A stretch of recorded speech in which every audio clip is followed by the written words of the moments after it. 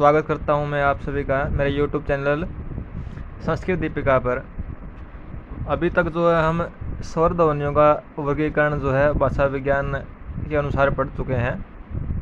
आज भाषा विज्ञान के अनुसार जो है व्यंजन ध्वनियों का वर्गीकरण हम पढ़ेंगे। वैसे तो आप लोग जो है प्राइमरी कक्षाओं में ही जो है ये चीज़ें पढ़ चुके होंगे। थोड़ा सा यहाँ भाषा विज्ञान में कुछ चीज़ों में अंतर है, बस उसको समझना है।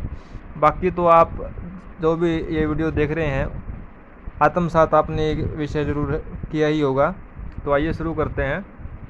देखिए, मनुष्य के शरीर में जो वाक्य अंतर होते हैं उनकी सहायता से हम ध्वनियाँ बोलते हैं। जब हम व्यंजन ध्वनियों को उच्चारित करते हैं तो हमारे मुंह से या गले से या जीवा आदि से जो है वायु जो है टकरा करके बाहर निकलती है। अब जो वायु टकरा करके बाहर निकलती है उसी टकराव या स्पर्श के स्थान को जो है हम उच्चारण स्थान कहते हैं। तो जो वर्गीकरण जो है वो उच्चारण स्थान के अनुसार ही जो है ये व्यंजन ध्वनियों का वर्गीकरण जो है आज हम पढ़ने जा रहे हैं। पहला जो प्रकार है वो स्वर यंत्रमुखी, यानी जो स्वर यंत्र है वो गले के अंदर होता है, वोकल कार्ड के पास है। तो जब ध्वनि गले से आती है जहाँ स्वर यंत्र होता है, ऐसी ध्वनियों को जो है स्वर यंत्रमुखी कहते हैं। आपने जो है हिंदी व्याकरण या संस्कृत व्याकरण में पहले पढ़ा भी होगा, वहाँ एक सूत्र है अकुहु विसर्जनीय नाम कंठ है। वहाँ जो है ए और कै वर्ग जो है और ये है और विसर्ग है उसको कंठ से बोला गया है।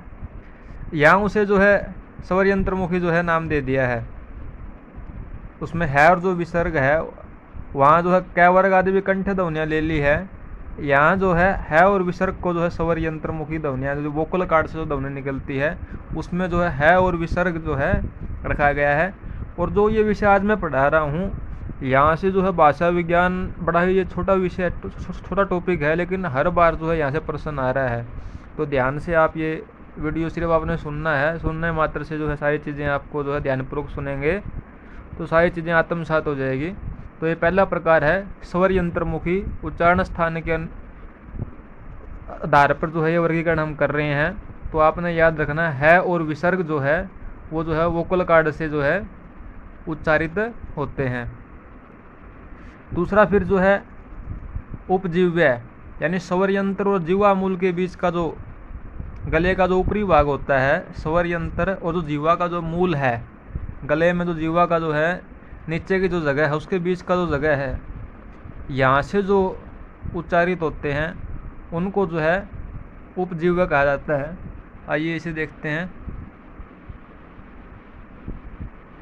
अरबी भाषा की जो बड़ी हे और एन ये जो ध्वनियाँ हैं वे जो है उपजीव्य ध्वनियाँ बोली जाती है, ये यहाँ से उच्चारित होती है। ये ध्वनियाँ जो है अफ्रीका और अरब देशों की भाषाओं में ही पाई जाती है। तीसरा जो वर्गीकरण किया है व्यंजन ध्वनियों का उच्चारण स्थान के आधार पर वो है अलजीव्य। जीवा की जड़ और गले का जो ऊपरी हिस्सा है उसे कौवा बोलते हैं। तो वहाँ से जो है जीवा मूल को जो है ऊपर उठाकर गले की छोटी जीभ से जो है हमें हटाते हैं और यहाँ से जो है वायु को संघर्ष करना पड़ता है, इसलिए संघर्षी ध्वनियाँ भी कहलाई जाती है। उदाहरण में है जो है कै और ख और घ, ये जो ध्वनियाँ है ये अलजीव्य कही गई है।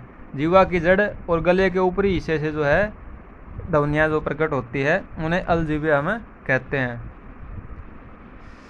चौथा जो है कंठे ध्वनियाँ आप पहले पढ़ ही चुके हो। जीवा का जो पिछला भाग है जब कोमल तालु को स्पर्श करता है, उदाहरण जो है कै ख घ अंग, ये जो कै वर्ग है ये सारी ध्वनियाँ जो है कंठे है। ये तो आप जो पहले हिंदी व्याकरण या संस्कृत व्याकरण में आप जो है शुरुआत में ही पढ़ाया जाता है। उसके बाद तालव्य, जब जीवा आगे की ओर बढ़कर कठोर तालु को छूती है, ये भी जो है आप हिंदी व्याकरण में पढ़ चुके हैं। च छ झ झ, ये जो पूरा च वर्ग है, य ई य और स, ये भी जो है तालव्य। उच्चारण स्थान के आधार पर अगर आपसे प्रश्न पूछा जाएगा कि तालव्य अक्षर इनमें से कौन सा है तो ये आपने ध्यान रखना है।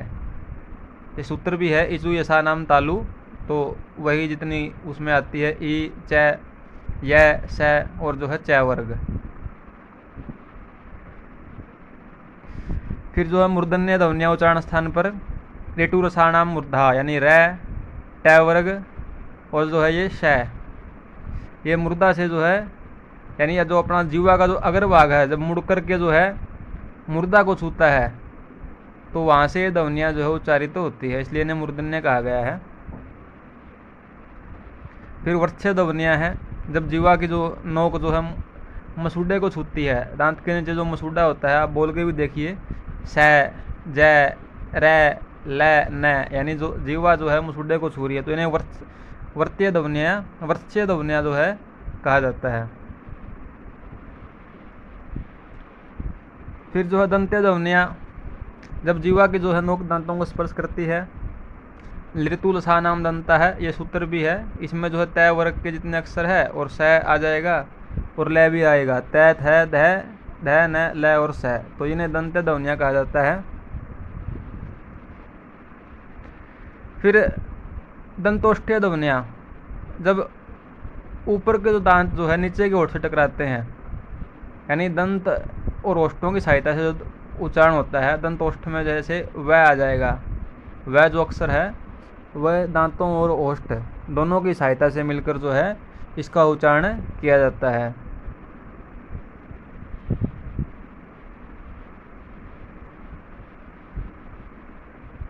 फ जो अक्षर है वो भी दांत और ओठ जो है दोनों से उच्चारित होता है।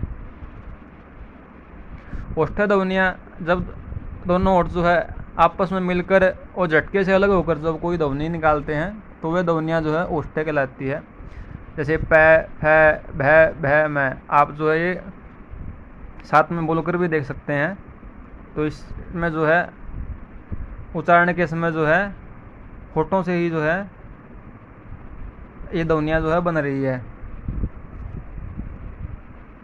तो आज के लिए इतना ही। अगले वीडियो में हम जो है प्रयत्न के आधार पर व्यंजन ध्वनियों के वर्गीकरण को पढ़ेंगे। तब तक के लिए नमस्कार। जयतु संस्कृतम, जयतु